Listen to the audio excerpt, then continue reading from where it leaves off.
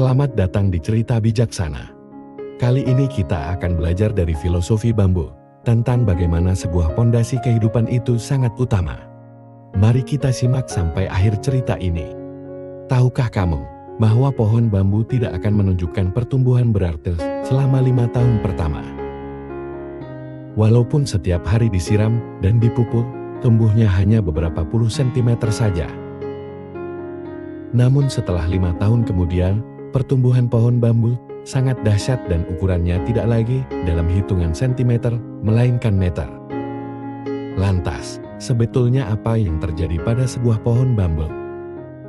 Ternyata selama 5 tahun pertama, ia mengalami pertumbuhan dahsyat pada akarnya, bukan pada batangnya, yang mana daripada itu, pohon bambu sedang mempersiapkan pondasi yang sangat kuat, agar ia bisa menopang ketinggiannya yang berpuluh-puluh meter kelak di kemudian hari. Pesan moral apa yang bisa kita ambil dari pohon bambu itu? Jika kita mengalami suatu hambatan dan kegagalan, bukan berarti kita tidak mengalami perkembangan, melainkan justru kita sedang mengalami pertumbuhan yang luar biasa di dalam diri kita. Ketika kita lelah dan hampir menyerah dalam menghadapi kerasnya kehidupan, jangan pernah terbersit pupus harapan. Ada pameo yang mengatakan, "The hardest part of a rocket to reach orbit is to get through the Earth's gravity."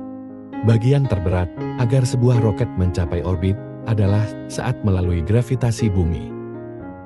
Jika kita perhatikan, bagian peralatan pendukung terbesar yang dibawa oleh sebuah roket adalah jet pendorong untuk melewati atmosfer dan gravitasi bumi. Setelah roket melewati atmosfer, jet pendorong akan dilepas dan roket akan terbang dengan bahan bakar minimum pada ruang angkasa tanpa bobot, melayang ringan, dan tanpa usaha keras. Demikian pula dengan manusia. Bagian terberat dari sebuah kesuksesan adalah di saat awal seseorang memulai usaha dari sebuah perjuangan, karena segala sesuatu terasa begitu berat dan penuh tekanan. Namun bila ia dapat melewati batas tertentu, sesungguhnya seseorang dapat merasakan segala kemudahan dan kebebasan dari tekanan dan beban. Namun sayangnya, banyak orang yang menyerah di saat tekanan dan beban dirasakan terlalu berat, bagai sebuah roket yang gagal menembus atmosfer.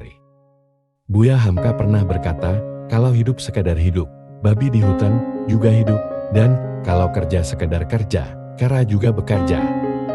Ketika pohon bambu ditiup angin kencang, ia akan merunduk. Tetapi setelah angin berlalu, dia akan tegak kembali, laksana perjalanan hidup seorang manusia yang tak pernah lepas dari cobaan dan rintangan. Maka, jadilah seperti pohon bambu. Fleksibilitas pohon bambu mengajarkan kita sikap hidup yang berpijak pada keteguhan hati dalam menjalani hidup, walaupun badai dan topan menerpa. Tidak ada kata menyerah untuk terus tumbuh, tidak ada alasan untuk terpendam dalam keterbatasan.